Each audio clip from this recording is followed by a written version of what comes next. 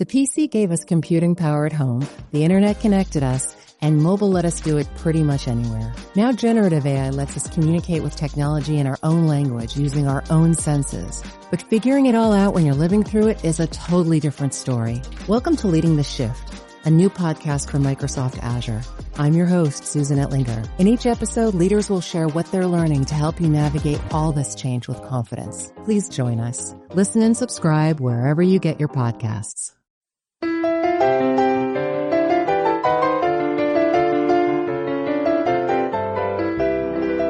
You're listening to the Animation Addicts podcast with the Rotoscopers, episode 89, interview with Christopher Knights.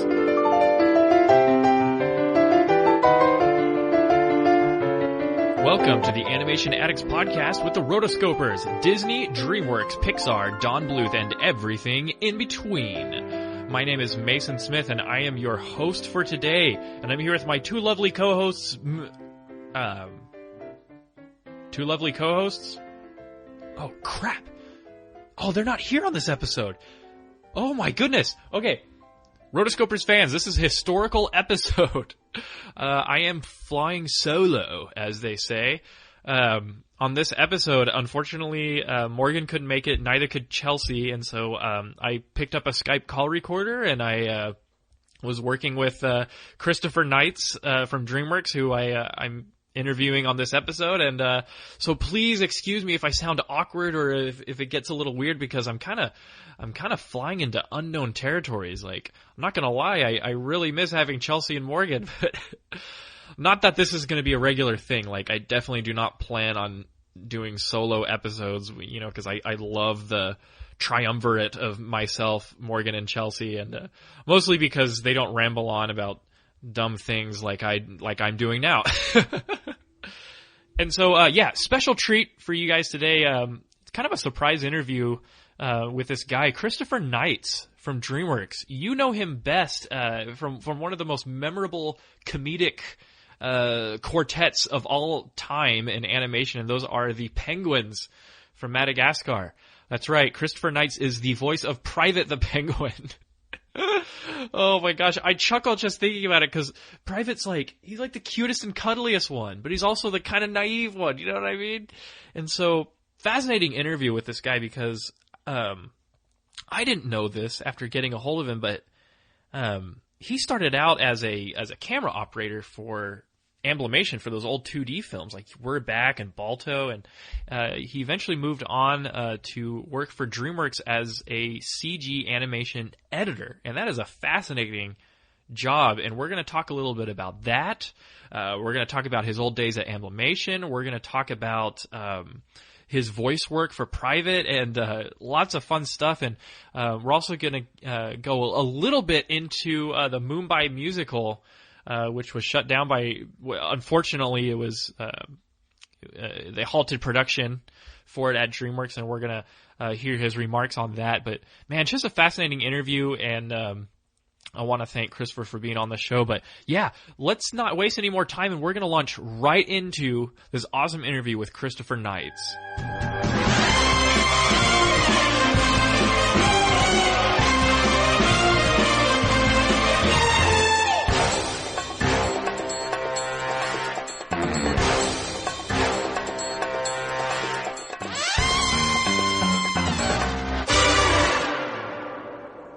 Hi, Mason. Thanks a lot for inviting me on. And firstly, I would just like to say you guys do an amazing job, and it really is quite an honor to be asked onto your show. Oh, shucks. It is really an honor having you, sir, and we appreciate it. So I take it from your accent that you're from Alabama. Yeah, that's right. Born and bred. Spent all my life down south there. I grew up in London. Spent 22 years there. Came over here with the Amblimation crew that was being relocated to start DreamWorks back in January of '96. Yeah. And the original plan was just to, I had an 18-month contract to work on Prince of Egypt, and the original plan was just to come over, work that contract, and see a bit of the world, and then go home again. And here I am 19 years later, an American citizen, living the dream in California. All right, man. Congrats. So yeah, that's right. All right, so you having listened to all these episodes, you know you're not going to get out of Catching Fire. We're going to do this. That's fine. It is a painful part of these interviews that everyone has to go through because we're the podcast that asks the hard questions. Well, no, it's funny because having listened to the other ones, like they're never as Catching Fire as you want them to be. And I've listened. Editing helps a lot. Exactly, and I've listened and I thought, well, how will I answer that question? Let me get ready with my answers so that we can just, bounce off each other back and forth and try and make it quick fire like you want it to be. Yeah, all right. Well, let's do this. I've adapted some of them to be more DreamWorks centric for you. So we'll keep you on your toes. Let's make sure the questions aren't too hard then. All right. All right, I'm ready. Well then, how about a quick round of Catching Fire? Catching Fire? You mean me? You're the only one with enough courage. Yeah, Chris, first animated movie you remember seeing? It wasn't fully animated, but it was Pete's Dragon, and I fell in love with it. Oh, man. Yeah. As an American, rednecks really are like that down in the South. Anyway, haven't bathed in 3 months. Exactly. Anyway, favorite cartoon growing up? Did you guys get D'Artagnan and the Three Musketeers? D'Artagnan and the Three Musketeers. Yeah, it might have been a French cartoon that got dubbed into English, but I remember that as a kid growing up. Used to love that one. Wow, fascinating. Yeah. All right, favorite animated movie of all time? This is the big one. You know what? Just because it's so close to my heart, I have to say Shrek. Spent 4.5 years working on it. Got to, become an editor through that process and a voice actor through that process. So Shrek, definitely. I keep petitioning for a Shrek episode, and we're going to have it soon, so stay tuned. Don't worry. You have to. I love Shrek. It's one of my top 5. Not even lying. It's a seminal animated movie. One of the first fully CG'd, but also the first one to win an animated Oscar. Yeah, good point. And like Ricky Bobby said, if you aren't first, you're last. So yeah, there you go. We got the first one. Let's see. Favorite animator / artist? Oh, wow. Someone you really admire. So many of them. And, I'm not a traditional animation nerdy fan type guy. Sure. So please excuse me, but Christophe Sarand. All right, cool. Yeah. All right. Okay, classic animation like 2D hand-drawn or CG? Both. I think there's a market for both of them. I think it's a shame that we have put all of our chips into the one basket and gone fully CG. Yeah. I think the traditional style and some of the stuff that guys can do with a pencil is so much more interesting and fascinating to what people can do with a computer. Yeah. You know what? Going back to the decision to shut down PDI and then all these postponements, I was really disappointed about Me and My Shadow. Like, that just sounded so cool. Absolutely. You know what? I'd completely forgotten about that movie. It's been a couple of years since that one went away, but what they were doing technically on that one was absolutely fascinating. Yeah. So, yeah, I think there's a marketplace for both 2D and 3D. Excellent. All right. Yeah. Would you choose Disney or Pixar? I prefer the Pixar movies to what Disney specifically are doing. I'm more an action movie kind of guy, so Incredibles rather than princess movies. Oh, Pixar. Man. When Incredibles 2 comes out, man, I'm gonna watch it like 10 times. All right, Studio Laika or Studio Ghibli? Miyazaki, formerly Miyazaki. Oh, Ghibli, absolutely. All right. You know what? Can I change my answer to my favorite animated movie of all time? Sure. My Neighbor Totoro. Oh man, that one's so good. My Neighbor Totoro is one that I watched as a dad with both of my girls as they grew up, and so that one's a good one. All right, Disneyland, Anaheim, or Disney World? World, by a country mile. All right. There's just so much more to do. Yeah. And all the other parks around it as well, Yeah, World, definitely. Absolutely. Heroes or villains in animation? Villains. Okay. Let's see. Alex, Marty, or Melman? Marty. All right. I love Marty. Is he black with white stripes or white with black stripes? No one knows. I went to the San Diego Zoo a couple of weeks ago, and I still couldn't figure it out. Let's see. Okay, favorite little-known, obscure animated character? Oh, my goodness. And you can't say private anymore because he's not obscure. They got their own movie. No, you've stumped me. I'm kind of thinking of one of the little mice in Cinderella. Oh yeah, there's Gus Gus and then Jock. Gus. Yeah, he's great. Big fan of Gus. All right. All right. Do you like people in animated films or anthropomorphic animals? Both. I've done movies with both. We're Back was a crossover between people and dinosaurs, so it doesn't get more diverse than that. All right. And are we done? When we're done, I wanna just say something about We're Back. Yeah. But next question. Absolutely. Songs or no songs in animation? It all depends on the style of the movie. I mean, I was working on the Mumbai musical, so we had songs in there and they were relevant to the story and they were a very big part of the movie. And so if they're done right, definitely songs. All right. Here's a big one. Who would win in a fight? King Fergus from Brave or Stoic the Vast from How to Train Your Dragon? Because I've got Scottish blood in my veins, I would have to say Stoic, definitely. Stoic is a mighty man. Absolutely. He has the girth of a Viking barge. You don't mess with the Scots, that's for sure. All right. Let's see. Here's one. Here's my final question. Who's better, Dave or King Julian? Both gigantic personalities. You know what? I'm going to have to say Julian, but it's only because I had the privilege of seeing and hearing Sacha Baron Cohen recording some of his early sessions. And that guy is absolutely phenomenal. He's just absolutely phenomenal. He's such a great talent. And he went off on this thing. He was in session, he was doing everything that we were asking him to do, dialogue-wise. And then, it was one of the early sessions, so they're developing the character. And he went off on this thing about Julian being a recording artist on the island of Madagascar. And he broke into song. And he did this whole shtick for about 10 minutes, and he did some fantastic stuff in that in those early sessions, and that's why he became Julian and made that character such a great character for the Madagascar films. Yeah, man. All right, well, thanks for sticking through our Catching Fire. I know it's a tough gauntlet for people to run through, but you did just fine. Thank you. No, it was fun.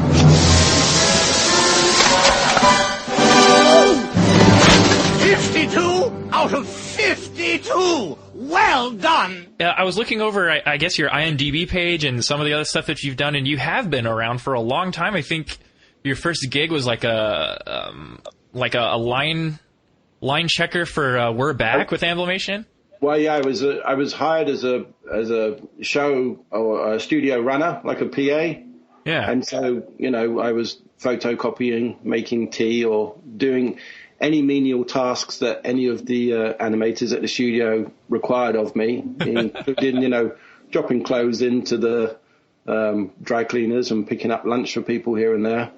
And after 3 months of that, I had the opportunity to start working my way up through the studio. And, there was a position available on the line testing department. And, yeah, it just really went from there. I'd always kind of really wanted to be a cameraman and be behind the camera and do more of the technical side of stuff. And so to have that opportunity after just 3 months at the studio was great. And I jumped at it and have worked my way up through the ranks to where I am today. Yeah, absolutely. Cool. So you got to work with Steve Hickner on a lot of those movies. I'm assuming he's kind of he's kind of a legend around with the Rotoscoper because he was one of our first big interviews that led to a lot of things. Absolutely, and one of the nicest, sweetest guys you will meet in the business. Yeah. Who, he's done over the years. He's kept me working basically.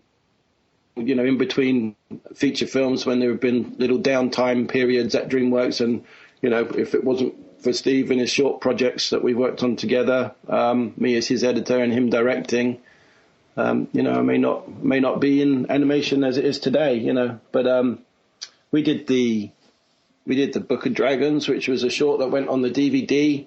We came in and you know, we had to rework that when we started work, when we got that one. And then earlier this year, we did the Got Your Six PSA that went out around Veterans Day, which was based on the Penguins. And that was a trip, you know, because that was the first time I actually got to be an editor and a voice actor in the same project. All right. And so I had carte blanche with my own dialogue. And it was quite funny because there were a couple of times where Steve would say, you know, I'd go through and pick all the best takes that I preferred, how I wanted myself to sound. And Steve would come in and say, is there a different read of that line? And I'd just be like, no, Steve, that's the best there is. And come on, Chris, let's have a listen to the others. I'm like, no, Steve, that's the best there is. And all right, I gave in, played some of the other takes for him. And he said, you know what, you picked the best one in the first place. So... But, you know, with the other guys, with Skipper, Tom McGrath and Kowalski, Chris Miller, you know, we just have a lot of fun with that kind of stuff. The Penguins are such great characters. And, you know, like I say, being an editor and an actor in the same thing was a little bit of a trip, but we got around it and, you know, it was a lot of fun. And I think that PSA had quite good feedback. So we did our job. Excellent. Yeah, so you were like a camera operator for those 2D films like Balto, Prince of Egypt. Yeah, so that was an interesting time as well, because when I got to the studio, I think they were mid-production on We're Back. So that was my first job in the animation business, or first movie at least. And we were still shooting 35mm camera. Yeah. But...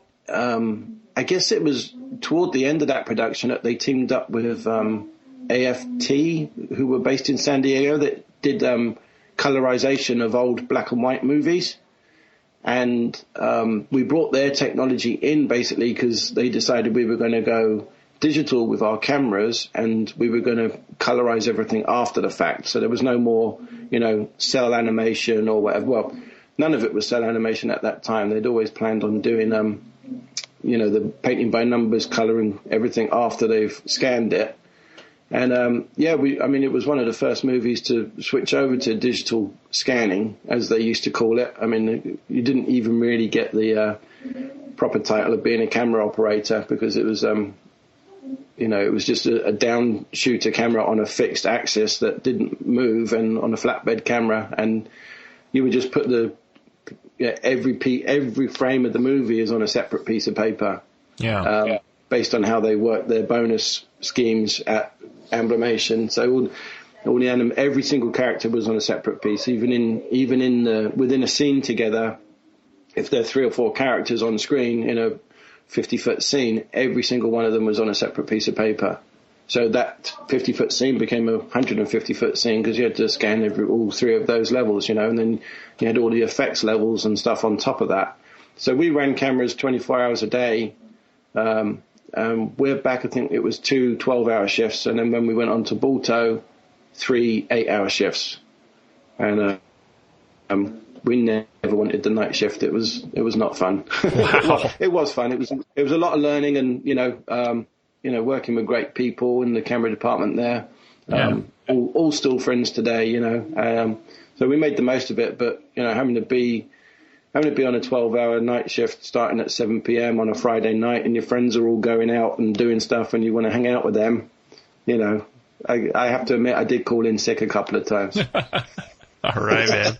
Well, you know, I'm curious about the transition that you must have had going from like a 2D camera operator for film and then moving into CG with DreamWorks where it's all digital and then, not necessarily operating the camera anymore, but editing. So what was that transition like? So like I mentioned earlier, I moved to America in 96. I guess we finished Balto in 95. That one came out, I think, later at the end of 95. And they basically, the way it worked was they were starting the studio. Jeffrey came over and met all the departments as a group, like individual department meetings at a hotel in London, and pitched Prince of Egypt to us. And I think by that point we had all signed our contracts, those of us that were going to be moving. And that was kind of like this is what you're going to be working on when you get there. So they needed a crew, they needed people to fill every position at the studio. They weren't able to, go to the other bigger animation studios and take the talent and the technical staff, to start DreamWorks. I guess there would have been a conflict of interest there or whatever. So there was a good sizable amount of people that came over from Emblemation because there was a crew over there, obviously, that was going to be at a studio that it was shutting down, and came over as a Prince of Egypt digital scan operator. So in between Balto and Prince of Egypt, we'd literally gone from shooting on the fixed aspect down shooter to glorified photocopying is the only way you really can describe it. So once again, you'd get handed a piece of, a stack of paper with all the hand-drawn animation on it, and you would just run it through a machine, and it got to the point where the machine feeders were automatic. And so I was doing that for about 6 months, and I have to admit it was mind-numbingly boring. There wasn't much to learn, and I was questioning to myself, why did I move to America to run a photocopy machine, And the opportunity was given to me by a very dear friend, Sim Evan Jones, who was the lead editor on Shrek, to go and join him as the apprentice editor in his editorial department. And, he mentored me for 4.5 years whilst we worked on Shrek together, and, both in Glendale and up at PDI. And, I went from apprentice editor to film assistant, because even though everything was digital, we was shooting out to 35mm still, all the finished product. And that was interesting and different, and cut my fingers a few times splicing 35mm together. But, it makes you the person you are today. And so in the meantime, I was making sure I learned as much of the Avid software and inner workings of the editorial department as I possibly could. And he once described me as a sponge for information, which I've never forgotten. And I always took on, no matter what the challenge was, however menial or difficult it may be. And, just worked my way up through the different departments and learnt the computer because I knew everything was going to be going digital. 35mm was going away. Track reading had died. Traditional track reading had died, and so it was an interesting time crossing over because Shrek was really one of the first movies where we still, even though we were fully digital, we were still shooting out to 35mm to finish the job off. And nowadays everything just goes on a hard drive and prints computer files off a hard drive. Yeah, awesome. And so now, so you've done editing from like you said, Shrek up until like Megamind. So that was 2010. Well, here's a funny thing. I haven't ever stopped editing. Okay. I've been at, still remain at DreamWorks, even though my last feature credit is Megamind in 2010. So after Megamind finished, I mentioned the Book of Dragons earlier. Yeah. So that was one of those. That's one of those moments where I could have possibly left DreamWorks, but Steve had a project that he wanted me to work on with him, and so Book of Dragons took about 9 months and started in the fall of 2010 through to the summer of 2011, and then I did some miscellaneous, consumer products, marketing type stuff for the guys at DreamWorks. I can't remember what movie was finishing, but, in between projects, they've always kept me busy with that kind of thing, cutting commercials and little TV spots and stuff. And then in the January of 2012, the editor that I've worked with since the end of Shrek, so Sim went off to go and be the editor for Andrew Adamson on the Lion, Witch and the Wardrobe series, and since then I've worked with Mike Andrews, and again he's mentored me, taken me under his wing, and I've kind of become his right-hand man over the years. And so, we had worked on all the Shrek films and Megamind together.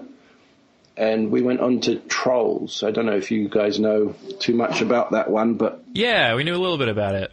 There was a series of books called the Bromeliad that was written by Terry Pratchett. A series of 3 books that DreamWorks had optioned the rights 2 years ago.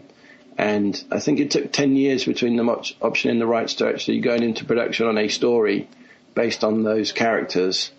And during the year that we were on that movie, they decided that they wanted to incorporate the little troll doll figures to be the main characters of that film, rather than the, designed characters that we were working with, that the art department had been doing. So there was a switch over there in the middle of the production, or the story development phase, and we went back to kind of reworking the script and stuff, and so there was going to be some downtime at the end of 2012, and then that was the year on Trolls done, and then we went from there to start of 2013, and as a crew, thankfully, we all moved over, and we've just completed 2 years of the Monkeys of Mumbai musical movie, which is completely different and interesting. Yeah.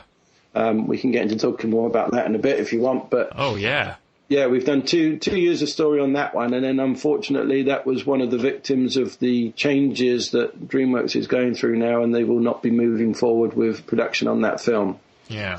So it's not that I haven't been editing in the last 3 years, it's just I haven't been lucky enough to work on a movie that's finishing. Yeah, absolutely. Well, cool. Yeah. That was a very long-winded way of answering that question, wasn't it? But No, we love long-winded. Yeah, man. Okay, so for those of us who don't have, any clue, how important is the editorial department at DreamWorks, in film production? It's funny you should ask that, because we learned while up at PDI doing Shrek, just how important the people in the Silicon Valley, the tech guys, how important they value or they envisage our work to be, because obviously down in LA everything is movie orientated, and a very large % of the industry works in that city. So we moved up to the .com industry home base of the Silicon Valley, and we were making a movie. We were out of our element as far as a film studio goes, and the editorial department at the building we were at PDI was literally across the corridor from editorial was the render farm, which had all the servers, all the computers in there where they were rendering all the frames for the movie, and they'd have these quite regular tours come through. And there was a closed door down at the end of the corridor, and you'd hear the door open, and the tour guide would say, "Well, now take you into editorial here and show you this area."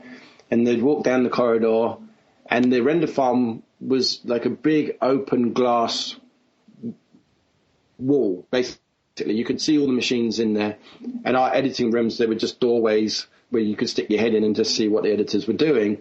And so the tour guide, the script was pretty much on our right. We have the editorial department. This is where they add sound to the movies. And on our left is the render farm. This is where they make the film. And we would always laugh because, as editors, we do so much more than just adding sound to picture. And a lot of these people no disrespect to anyone who gave a tour at PDI, but they didn't give them a very good script for the tours. Let's just put it that way. We would always laugh and cry and chuckle to ourselves, when we would hear that line. This is where they added sound, because, we were working 14, 16-hour days on Shrek, and there was a lot of work being done, and it was so much more than just adding sound. It's unbelievable. You're having to sculpt a story all the time. Yeah. And you're working with every single 1/24th of a second is important to everything that you're doing, and so for it to be so blatantly or flippantly disregarded as just adding sound to picture is something that we always used to find quite comical. Yeah.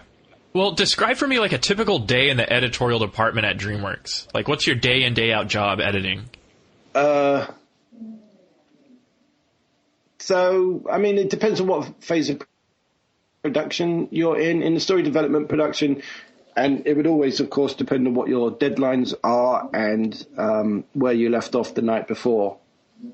But we normally, start around 9 o'clock. Coffee, bit of a chat as a department, divide up the daily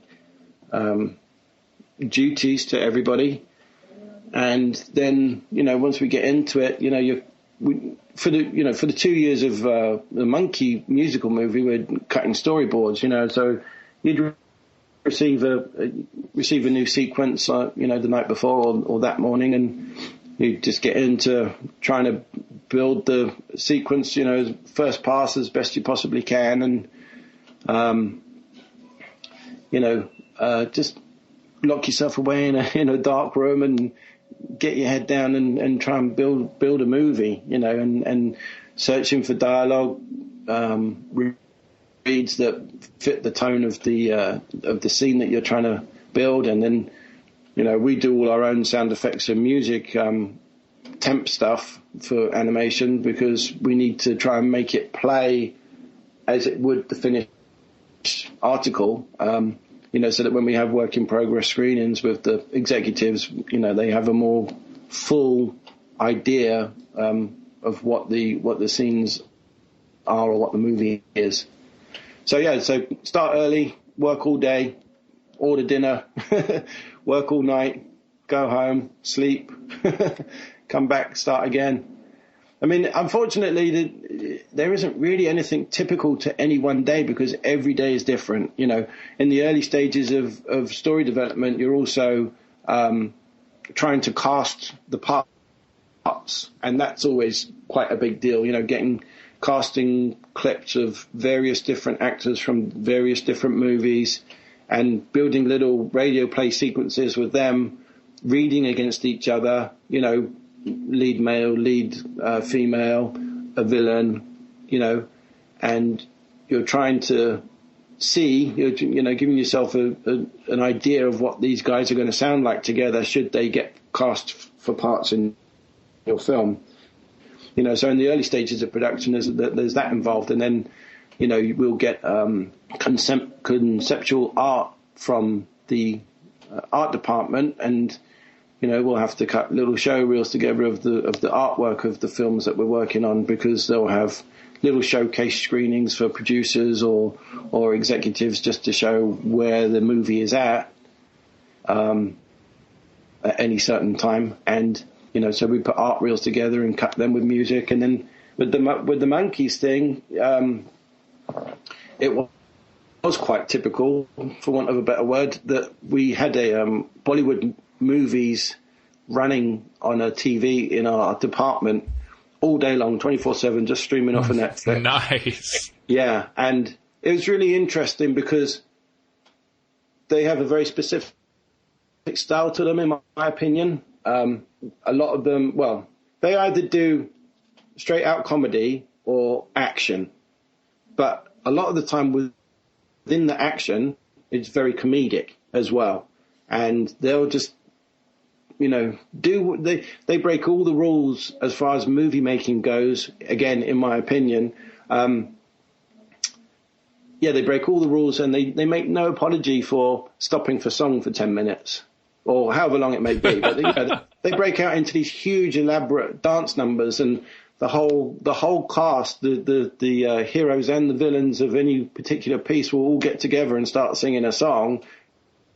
and dancing, and a lot of the time, rain falling, and everyone on set is absolutely soaking wet. Or there's even a couple that they have scenes in the sea, and there's like a big dance number and a crowd of like 20, 30 actors all standing in the sea dancing to this whatever the song is. This, That's and awesome. So it's a very different way of making films, and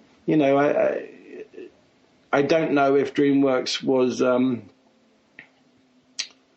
don't think DreamWorks wanted to make an out comedy like that particularly, but also we were basing our version of this monkey movie on it had a religious through line. There's an Indian story called the Ramana or something. Ramana. I'm sorry, I'm not getting the name right, but anyway. Yeah, I know what you're talking about. It's Hanuman and Ravana is the demon god. And once you start going to that place with religious tones and themes in your movies, and certainly basing a story around that, your kind of hands are tied a little bit with your artistic interpretation of that story. You're not as free to do whatever it is that you want to do story-wise, because you have to kind of stay true to what is written. It would be remiss of us as a Western company to make an Indian-themed movie and change up their. You don't want to turn their religious story into an out-and-out slapstick comedy, Keystone Cops type thing. Sure. So you've got to stay true to that. And I think, ultimately, unfortunately, that was probably somewhat responsible for the downfall of that film. And, it's certainly a shame that it won't see the light of day in the version that we were making, because it was certainly very different. And, there was a level of entertainment there for people. But, I think the hardest part of all of it through the development that we, as far as we got, was how we're going to market this film to a wider audience and actually, ultimately make money from it one day. Yeah, absolutely. Well, I've seen one Bollywood film in my life. It was called Rowdy Rothor, and it was exactly as you described Bollywood. It was like 3.5 hours long. It had extremely bloody, intense action sequences, but also random dance numbers, like with very little time between shifting gears. Absolutely, and they come out of nowhere. they last forever, and you're like, okay, what's the song about exactly? Someone just got slaughtered, They just chopped someone up into pieces, and now we're singing about it, Right, man. And in some ways, it's great to have that kind of freedom to just do whatever it is that you want to do. Well, yeah, that's why we were so excited about Mumbai Musical when we first heard about it, because we were like, man, this is going to be so different. Like, they can do anything with this. Yes. And when we first heard about it, when I first heard of the concept, I thought it was going to be a very different movie to the one that we started making. But, one thing led to another, and we found ourselves, with no monkey musical coming out, but maybe one day they'll rekindle a similar idea or try something a bit different and try and reach out to that audience again, because there certainly is an audience there. It's just a question of how wide it is in the Western world, Yeah. It'd be great if one day some of the bigger studios took more chances with stories like that, because, a lot of the time we're now getting into, please feed us an original idea territory with a lot of our animated movies. We've had the superheroes, we've had the princesses, we've had the witches, and it's the hardest part of it is coming up with that original idea that is going to sell. Which when we get to talking about Penguins, it's just. It's such a shame that movie didn't reach a bigger audience domestically. I mean, I think worldwide it's going to probably hit about 350 million total. Yeah. And in whose world is that kind of money ever a failure? Right. But domestically, made its money back, and unfortunately DreamWorks is having to take a write-off on that film as well. And I don't know, maybe you can tell me, because I don't understand what went wrong or why people didn't go out and see that film. Well, I thought it was a charming idea, getting because like when Madagascar first came out, like sure, like Alex and Marty and all that stuff was really funny, but it was these like 4 little penguins who were voiced by people that nobody knew, that were just this runaway hit. And then of course you got King Julian. So you had like these 3 different stories in Madagascar that people could just like relate to and like laugh at and stuff. But man, the penguins, like when I first got out of the theater, I was like, I gotta go get a penguin stuffed animal for my girlfriend. Like this is back in the day, and just adorable. And we would just laugh all the way for the car because of the penguins. And then the idea of having like the backstory and then having them like really become secret agents. And then I thought it was a hilarious idea. And then I really thought that domestically it would have banked on Senor Cumberbatch, who is extremely popular these days. Yes. And there are a few other stars within that professional spy group that classifies the head of Northwind, that one. But I thought that the combination of having the backstory and having the adorable baby penguins at the beginning, and then having Cumberbatch. I don't know, man. Either we give it time or I don't know, because I know that some animated films that don't do well domestically are smash hits internationally. And I don't know how that works. It seems to be where we're at with this one. But it's funny you should make that point about people not knowing who we were as voice actors. Yeah. Quick story from my experience at the premiere, in New York. So for Penguins, right? For Penguins. Yeah. So, in the first time ever, I'm actually at one of these events as talent, in inverted commas, or parentheses, as you guys like to say. So we do the screening. We get taken over to the press event, which is at Bryant Park in New York. And, there's a press line. And basically it was a case of if I wanted to do anything on the press line, I could. I mean, I don't think I was obliged to if I wasn't comfortable with it.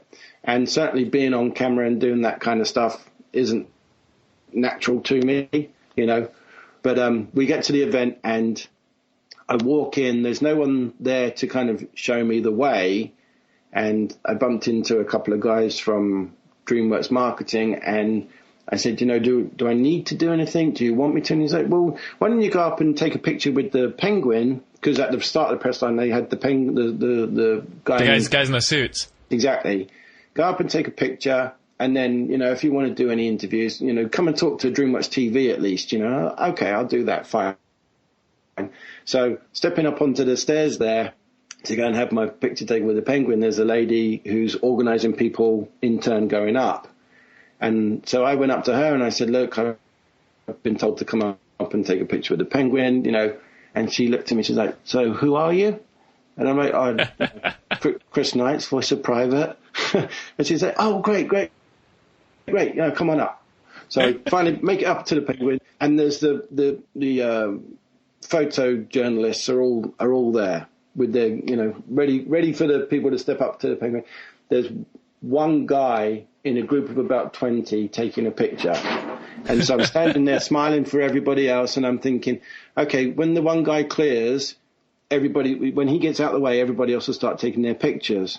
Well, the one guy got out of the way and no one else was taking pictures at all. And I'm standing there like a complete lemon with my arm around this penguin, waiting for these pictures to get taken, and it's just not happening. And, inside I'm just dying for a moment because I'm like, I don't know what to do myself at this point. And so I just kind of shuffled off out of the way. And, I think the one picture that the guy took of me with the penguin did actually make it out onto the internet.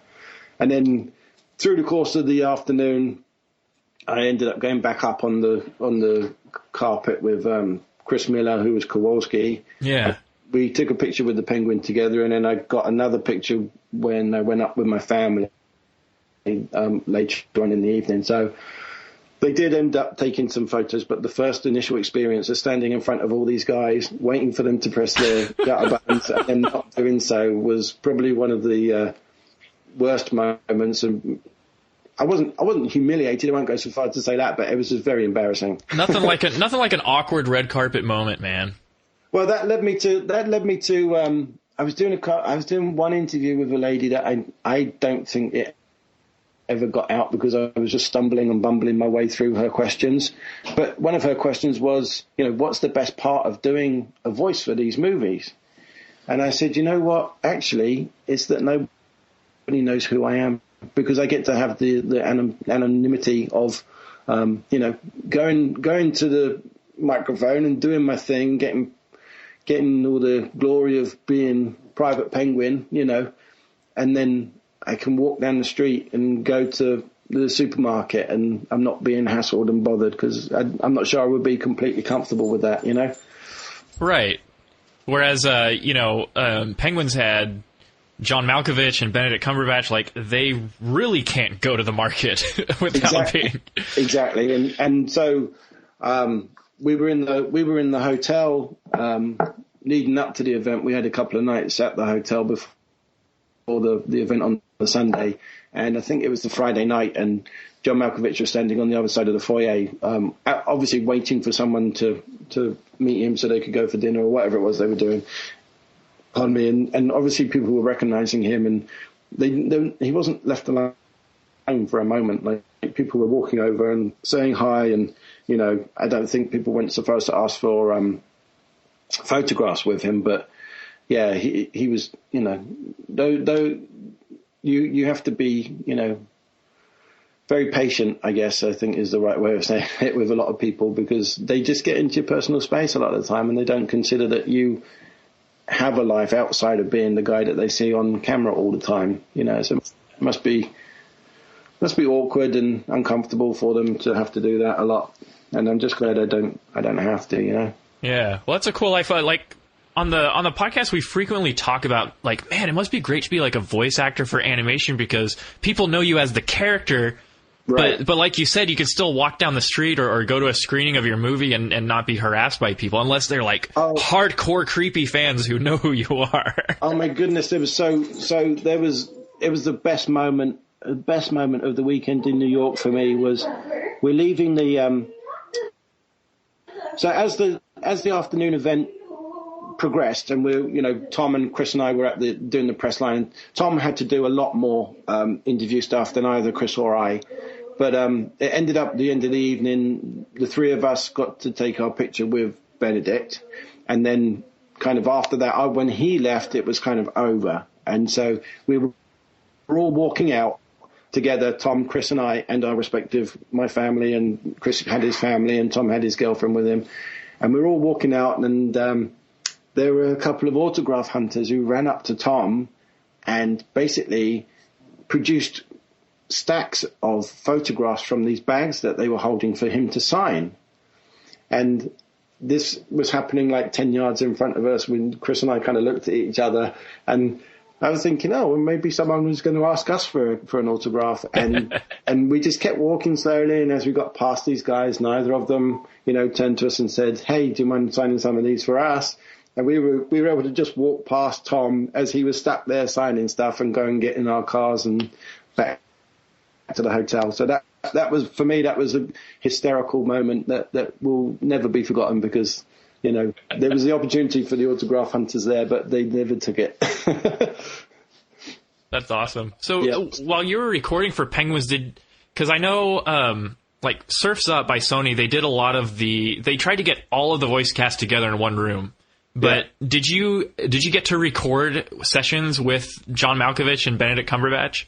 No. And very, very rarely do we ever, on any movie at DreamWorks, do we ever have two actors in the same room at the same time, let alone a whole cast. Really? It's very different. Yeah, it's very different to the TV world, because in the TV world, they'll write a script and get everybody together, and they come in and they read through the script, and that's pretty much the episode done.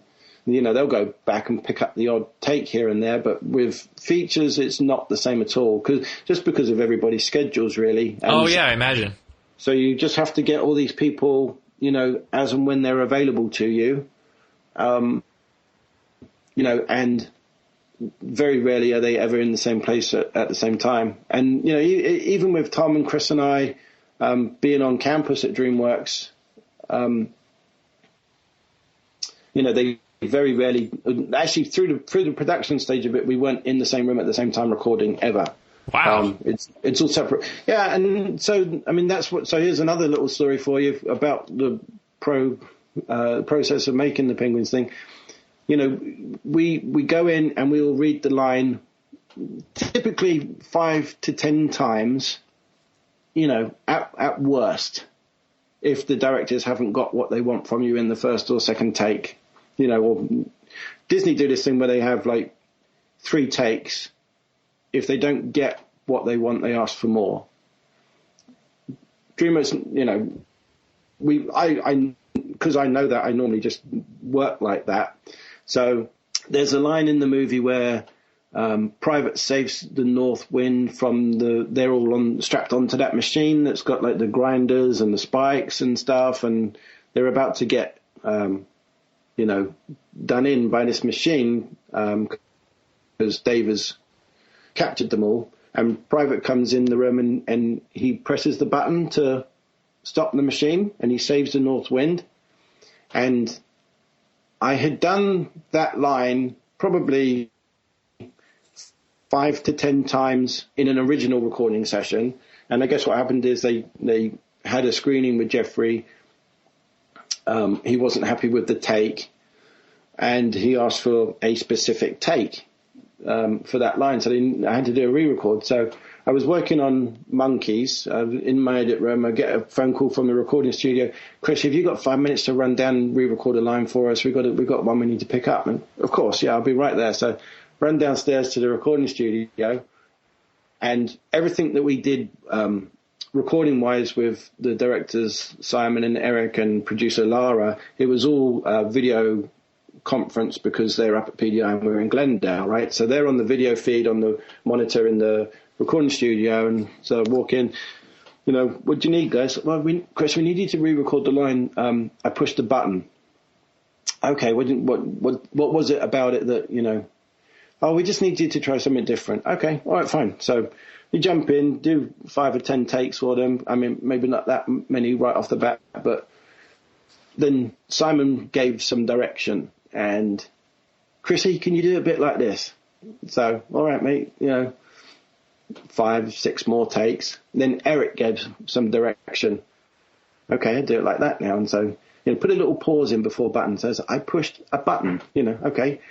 Can you make the pause longer, shorter? Do it like all 3 of them gave me direction maybe 2 or 3 times. And it got to the point where I just stopped and I said, guys, am I being punked right now? Like, are we in a session of, is there a separate camera here shooting me?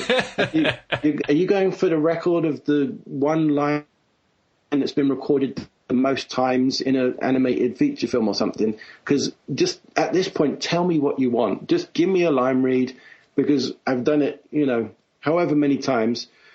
And they said, it's just Jeffrey had a very specific read he wanted. So I said, okay, just tell me what it is. And so they did it. And I'm like, well, that sounds kind of like the first one I did when they came in the room just now, So I do it again happily. And I went away and I got in touch with the assistant editor up at PDI, John Dorst. And I said to him a couple of days later, I said, Johnny, how many takes of that line was there? And he started laughing. He said 64. I think that will be a record for years to come that I won't ever break. That I said that line, I pushed the button 64 times. So what ended up in the movie? What ended up in the movie, those 3 words or 4 words, is probably the combination of 3 or 4 different takes cut together to get the perfect read that Jeffrey was happy with. Well, see, now when I watch that scene, I'm gonna go back and think about this conversation and be like, absolutely, man, that was the line. When you buy the DVD, buy the DVD and then wind forward to that part if you don't want to watch the rest of it, and then you'll know the story behind that line. That is awesome. Yeah. Well, I'm sorry that you had to stay in it for so long. That's a funny story. Yeah, no, absolutely. That's how it goes, and that's how we work, You know what they should do for the video release? They should have like a featurette where they just show you in all those takes trying that line over and over again. Yeah. To see how hard they work to get that line just right. Absolutely. Yeah, they did. So we, as we got to finishing the movie, you do a little bit of EPK, like making of type stuff. And that was the only time that Tom and Chris and Conrad Vernon, who was Rico, and I were all in the room at the same time. They had us read a couple of scenes through all together. There was talk actually back in the summer that we were going to do a table read at Comic-Con. And we I guess it was a rehearsal, for want of a better word, at DreamWorks with some of the storyboard artists filled in for those other actors. But Tom and Chris and I were there as the Penguins, and we read through the script. And for one reason or another, the plan for the table read at Comic-Con went away. But that would have been really cool to do that with John Malkovich and Benedict. And oh, that would have been cool. Yeah, and Annette Mahendra, those guys are all fantastic. So, yeah, it's a shame that never came to be, but there you go. Yeah. Okay, so, all right, so I've been following the Penguins since Madagascar, and starting at the very beginning of, like, your reign as Private the Penguin, like, how did you get the role in the first place? Because, like we discussed, like, completely unknown voice actors. In fact, they were, you had Tom McGrath, who was the co-director. And then you had Chris Miller, who was like a story artist at the time. And then I don't know if a lot of people know this, but Rico was originally Jeffrey Katzenberg.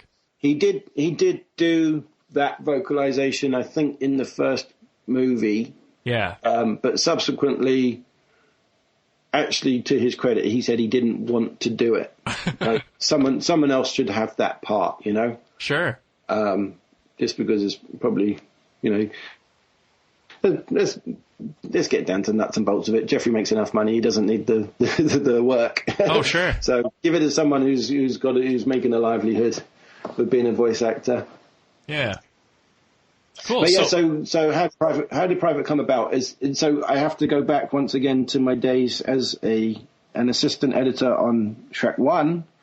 And so as you know, in animation we start everything with storyboards, and we need scratch temp dialogue to go with those storyboards so that we can build our sequences and see if we even have a movie worth working on. And so I was asked to do scratch for one of the blind mice and Thelonious the Executioner. Pick number 3, my lord. Pick number 3, my lord, yeah. That's me. So yeah, did those two scratch things, and over the course of time, I guess the directors, Andrew and Vicky, came to like what I had done, and I got credited with the 2 parts, the 2 roles in that movie, and so I had to join SAG, Screen Actors Guild Union, right off the bat, because I guess you get 1 credit's grace, and then once you get a second screen credit as an actor, you have to join. So because I had the 2 in the first movie, I went from there. So finished that, and then when Shrek 1 finished in 2001, that came out in 2001, then we rolled straight onto the first Madagascar, and the Penguins weren't originally in that story, if I'm correct. And it was Tom who boarded a sequence with them, with these characters that Eric Darnell had been working on for a different movie that subsequently wasn't going to be getting made. And, between them, I guess they talked about taking those characters and working them into Madagascar. And Tom pitched this sequence, and, one thing led to another, and they needed dialogue. I was on the list of people who could do scratch for the studio at the time. And, I went into the studio, and they said, "Hey, can you do the little cute and cuddly penguin for us?" And I'm like, "Yeah, that'd be great. Why not? What more direction is there than that?" And they said, "Pretty much that's it. He's the cute and cuddly one. He's the heart of the team. Kind of a little bit naive, and that really is the basis of how Private was born. Pitched up the voice a little bit." Toned down the Cockney, in the accent a little bit to try and make myself a little bit more understandable. But you never know, like with the 64 takes of that one line I talked about. You never know if you're giving them what they want necessarily, and so you just read the lines as best you possibly can. Like, what's one of the lines he did in the first one? It's no good, Skipper, I don't know the codes. So, I did that 10 or 15 times just so they've got coverage, because, I was always not sure if my voice was going to stay in the first Shrek movie. And over the course of time, I've learned that until that sound mix is finished on the stage and they're print mastering all the audio, your lines of dialogue could get switched out for someone else. It's that easy in animation. So I never take anything for granted. And even through the making of the Penguin movie, you're never sure if you give them what they want. They always have other options out there. And, in the case of the Penguins, it's the guys from the TV cast. And, thankfully they went with us this time. If there was to be another one, who knows what they would choose to do, but I never take any of it for granted. That's for sure. Yeah. Well, here's a personal question of mine about Private. So why is he the only one with a British accent? Good question. I guess he's from a different part of Antarctica to the others or something. I'm not quite sure.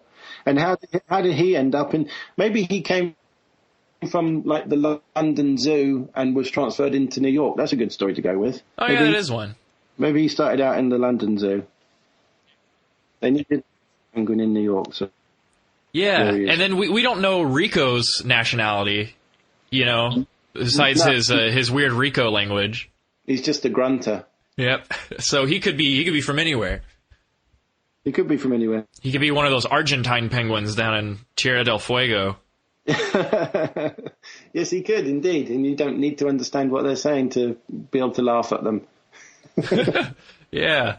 So So you mentioned that's really fascinating that you had to join the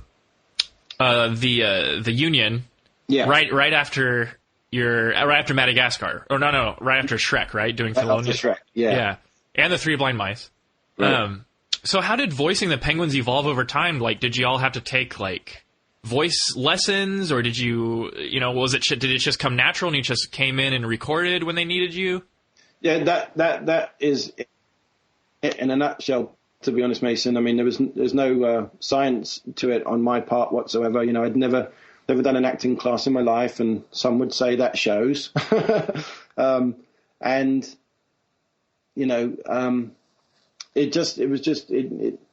You just go in and do whatever they want when they call you, and hope that it stays in the movie, or the TV show or the short, Yeah, I'm not quite sure what else to say on that one. Yeah, well, I was going to ask, did you do the TV show that was on Nickelodeon? Did you do Private on that one? Thanks for asking. No, unfortunately, that was one of the biggest disappointments in my 21 years, or no, where are we? 22 years, 23 years, something like that in the industry. The moment that I was sat down by the executive that had to break the news to me that my part was being recast for the TV show absolutely hit me like a train and completely broke my heart, because I was so looking forward to being in a TV show. You got to remember, my kids, my first daughter was 2 weeks old when I started working on the first Shrek. They're now 18 and 15 now, but they have kind of grown up with my characters as well, if that's the right way of putting it. They've enjoyed their dad being a voice in these movies, and they've been able to show off a little bit to their friends at school. Not too much, but just enough. And yeah, so we actually got to record the pilot for the TV show originally. And, first of all, there's this buzz going around the studio. There's going to be a TV show, The Penguins, like, great, I'm one of the Penguins. There's no way they're not going to use me. All right. And then get called in to do the pilot. And fantastic. What a great experience. And, working with the guys at Nickelodeon, all those other fantastic voice actors from the cast are there, that have had long careers and doing what they do as voice actors. And it was just a fantastic experience. I loved every minute of it. And then, you get the word that Nickelodeon are going to pick up the show. They've got options, 2 seasons already or whatever. And we're like, great, this is fantastic news. And then you see a meeting pops up on my calendar with with one of the DreamWorks executives. I'm like, this is it. I'm going in to negotiate my rate. They're going to offer me a deal. And walk in the room, and it's like, Chris, we got some bad news for you. Oh, really? Yeah, we decided to recast your part for the TV show. And at that moment, I don't know what the expression on my face was, but I was absolutely devastated. Oh man! It came because everybody, I can't remember exactly what year it was that they started production on the TV show, but I've been at DreamWorks all that time. I've got friends all over the studio. I know a lot of people there, and having to walk around there, coming back from that meeting back into the editorial department where I work, and with my close-knit group of guys and friends that I worked with we were on, I think, Megamind at the time, so it must have been 2008 or 9, something like that, maybe even earlier. And they said, how did it go? And I'm like, they're recasting me. And they're like, no, they can't do that to you. You're the only British one who, yeah, they're going with a sound-alike guy. And that was it. I mean, it was a very, very sad moment, but But they recast some of the other cast, didn't they? Chris Miller, definitely. Kowalski, and I think John DiMaggio got to be Rico. Oh, okay. But yeah, Tom's still skipper through it all, and so he should be, because I think a sound-alike in that part just wouldn't work whatsoever. Tom is that character, Yeah, absolutely. He's really made that his own, and, as have Chris Miller and I in our roles. But I guess they were easier to replace for the studio, and who knows what the big wigs talked about the day they made that decision. But we found ourselves not in the TV show, but we've got to do all the movies, all the subsequent shorts, and the Penguin movie. So my disappointment has been countered by the fact that I was actually used for the feature. So yeah, absolutely. Well, wow. You know what? I think my favorite Penguins short is the Christmas Caper right after the first movie. That was the first one. The first short. Yeah. There's a part where, who is it? Is it Skipper or Rico that swallows all the peppermints, and then they use him as like a peppermint machine gun to get rid of that? Rico. Yeah, that sounds like something Rico would do. Yeah. That was another short when Private gets to save the day. He seems to have a recurring theme a lot of the time in the roles that I've had a chance to play, is that he's always coming up with the answers. Like they all take him so much for granted that he's just the cute and cuddly one, but he actually plays quite a big part in all of these things. Yeah. Well, that was a big theme in Penguins, was that Private felt like he wasn't useful, or that he wasn't as important as the other team members who were all, hoo-ha, we can karate chop people and stuff. And so, and how was it with that experience of like expanding his role into ultimately becoming like a hero and a more important character in the end? It was fantastic to have that opportunity to actually get my teeth into a part where, he's not just playing the naive, cute and cuddly one, although that is very much still part of his character, that he's able to have some dialogue and there's that conversation that he has with Skipper where he says, it's my turn, I'm the secret weapon, I've got to sacrifice myself. That was great, and it's a slightly different level of acting for me, if you like, because even though there's been a lot of heart in that character through the years, he's never really had to put himself out there on that level and give himself up for the rest of the team. So yeah, it was great. It was a really fun experience, and something that I'll never forget. I'm actually currently looking for an agent. So if anybody out there listening wants to get in touch with me, I'd love to do a bit more different stuff as well. So. Excellent. Yeah. Well, you'd be surprised who listens to the podcast. Oh, you know what? What has fascinated me this week? I've listened to 5 of your episodes, and it's a shame. Holy cow! That's an overdose, man. Well, I listened to Glenn Keane, and then obviously Steve, because I've worked so closely with him over the last 22 years or so, and then. And I listened to all the episodes that relate to movies that I've worked on. So We're Back, Balto, and I listened to Madagascar yesterday. And didn't get around to Prince of Egypt before this morning. But, yeah, just the fact that you guys, you're huge super animation fans, which is just fantastic. And there is, I have a Twitter account, and during the making of the last few weeks of the Penguin movie, started getting requests to follow other fans, and I've started chatting with a couple of guys in Japan that don't know if they're going to get to see the movie or not because they don't have a release date there yet, and they're devastated by that they might not get a chance to see it. Oh wow!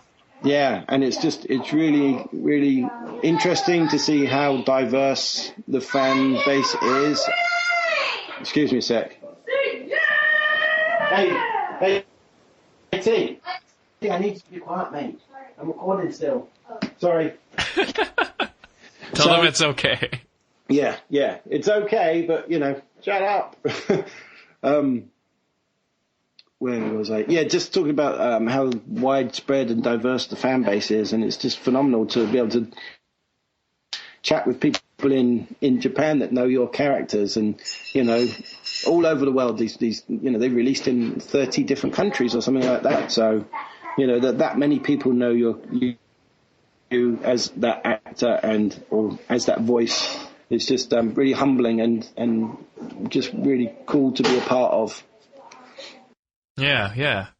Well, cool, man. So I guess rounding down to our last couple of questions, which Madagascar production out of all the films, features, shorts, and maybe games that the Penguins have been in, which one was the most fun voicing for? Or do you have a favorite? It is very hard to pick because I'm proud and happy to be a part of every one of them, but I think the first one. Because that's the one where people fell in love with that character. That's the most satisfying to me. And we developed those characters, in the recording of it, or over the course of the production there. And he started out maybe not necessarily talking the way he does now, if that's the right way of putting it. But, we evolved the characters through the course of that movie to be what ended up on the screen. So for me, that's the most satisfying anyway, that people fell in love with that character from the first movie, and the subsequent movies and shorts and the TV show have all kind of added to the fan base spreading and loving the characters even more. All right. Yeah. So I guess one of my final questions is after so many years in the industry, do you consider yourself now more of a voice actor or more of a production worker / artist? It's a good question, because having had my little flirt with stardom with the the premiere in New York and all that kind of stuff, and getting a little taste for what actors go through, that was fun. I want to do more of that. I really enjoyed it, but editing definitely pays my bills. So that's the bread and butter right there, and the voice acting is very much a secondary privilege that I get to be a part of, very, very thankfully. But yeah, no, I consider myself an editor that does a little bit of voice acting rather than a voice actor that gets to edit. Yeah, well, all right. Well, man, I just think it's so cool talking to you because you have this kind of weird, it's not weird, but you have this fun dichotomy of doing the voice acting, you know, which kind of started out not as an accident, but, you know, like you said, the scratch audio, and then also having this, you know, steady career as an editor. So I think that's really cool. And this has been a good episode because I don't think I've ever interviewed someone who was an editor for animation. And then you're my first voice actor that I've interviewed, I think. Yeah. Oh, cool. Well, thank you for having me on. You know, props to DreamWorks for taking a chance on some guys that don't normally get to do this kind of stuff. You know, and we're not full-time actors, but we, you know, are able to play the characters that they ask us to play. And so, you know, thanks to everybody there that makes those decisions and allows us to do that as well. You know? Well, we just want to say that we were sorry to hear about all the layoffs, and we hope you guys are doing all right and recovering. Yeah, it's a really, really sad and disheartening time, but shout to everybody at PDI. They actually closed their doors yesterday, and it really was like I've been at DreamWorks 19 years now. I've seen every single one of Jeffrey's public addresses to the studio, and I have never seen him as emotional, either good or bad, as he was last week when he made that announcement that they were closing PDI. So, and you could, I mean, there was an audible gasp of, you know, 1,800 people in Glendale and 400 people at PDI, you know, collectively, and it was almost like the air came out of the balloon instantly, and they haven't started reinflating that balloon yet. So, yeah, it's hard. Yeah, you know, like I said earlier, they are a very big part of where I'm at as a voice actor. You know, they've had to animate all of my characters pretty much across the board, from the mice to Thelonious to the penguins. So, you know, I have a lot of love and time for every single person at PDI. But I did just want to double back to that comment about we're back, because in the episode, I can't remember if it was Chelsea or Morgan, but one of them said they didn't get the point of we're back or something along those lines, and not many people did get the point of it. But the question was something like, why did they ever make this movie, or whose idea was it to make this film? Having been involved in it, I can actually, I don't know if it's an exclusive, but it was Spielberg's idea to make We're Back because it was supposed to be the Jurassic Park for the little younger audience. So Jurassic Park was supposed to come out and be the thing for the teenagers, and then here's We're Back for the kids. And I guess the kids weren't that interested. So there you go. All right, Chris. Well, hey, thank you so much for being on the show, and we want to know that we appreciate your work as private. But man, I've learned a lot about the process of editing animated movies, and your fascinating long career in animation. So just thank you for being on the show. Oh, you're very welcome, Mason. And is, you know, once again, very privileged and honoured and humbled to be asked by you guys to come on and be a part of what you're doing, because it's fantastic, and keep up the good work, you guys. All right, Chris. Well, we'll let you go, but you have a good one, and best of luck to you. And once again, big shout out to everyone at PDI. Oh, absolutely. Thanks a lot.